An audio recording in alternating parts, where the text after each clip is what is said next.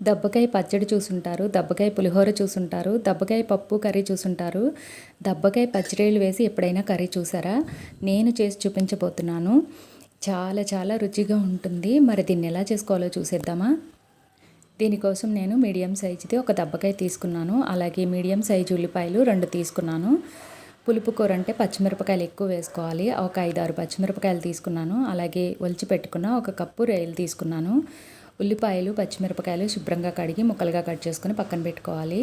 అలాగే దబ్బకాయ మీద ఉన్న తొక్కంతా తీసేసుకుని తొనల్లాగా ఒలుచుకుని పైన తెల్ల పొర ఉంటుంది కదా, ఆ పొర కూడా తీసేసుకోవాలి. లోపల ముత్యాలు లాంటివి మాత్రం తీసుకుని పక్కన పెట్టుకోవాలి. చూడండి, ఈ తెల్లటి పొర ఉండడం వల్ల చేదు వస్తుంది అనమాట. అందుకే ఇలా ఒలిచేసుకుని ఈ తెల్లటి పొర అంతా పక్కకు తీసేసుకుని పెట్టుకోవాలి. వీటిలో ఉన్న గింజలు కూడా తీసుకుని గుజ్జుని పక్కన పెట్టుకోవాలి. అలాగే రొయ్యలను కూడా తీసుకుని శుభ్రంగా కడిగి పక్కన పెట్టుకోవాలి. ఇప్పుడు కూర కోసం స్టవ్ మీద ఒక కడాయి పెట్టుకుని 2 టేబుల్ స్పూన్ల ఆయిల్ వేసుకుని ఆయిల్ హీట్ అయిన తర్వాత 1 టీ స్పూన్ ఆవాలు, 1 టీ స్పూన్ జీలకర్ర, కొంచెం కరివేపాకు వేసుకుని అలాగే కట్ చేసి పెట్టుకున్న ఉల్లిపాయ ముక్కలు, పచ్చిమిర్చి వేసుకుని వీటిని కాస్త రంగు మారే వరకు వేయించుకోవాలి.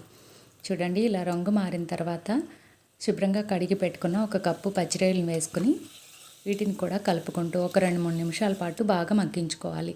ఇలా బాగా మగ్గిన తర్వాత ఒలిచి పెట్టుకున్న దబ్బకాయ గుజ్జంతా ఇందులో వేసుకుని ఇలా రొయ్యలకి పులుపు అంతా పట్టేలాగా ఇలా 2-3 నిమిషాల పాటు బాగా మగ్గించుకోవాలి.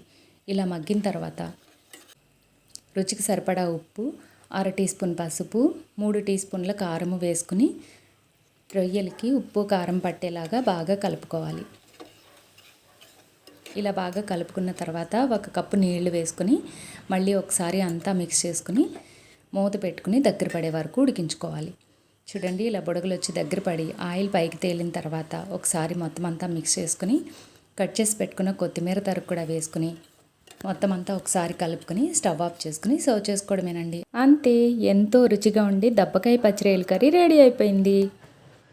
ఇది రైస్లోకి చాలా చాలా బాగుంటుంది. పులుపు ఇష్టపడే వాళ్ళకి ఇది చాలా బాగా నచ్చుతుంది. మామిడికాయ పచ్చిరొయ్యలు ఎంత రుచిగా ఉంటుందో దానికి మించిన రుచి ఈ దబ్బకాయ పచ్చిరొయ్యలు ఉంటుంది. నచ్చితే మీరు ఒక్కసారి ట్రై చేసి చూడండి. వీడియోకి ఒక లైక్ ఇచ్చి ప్లీజ్ సబ్స్క్రైబ్ చేసుకోండి. Thank you for watching.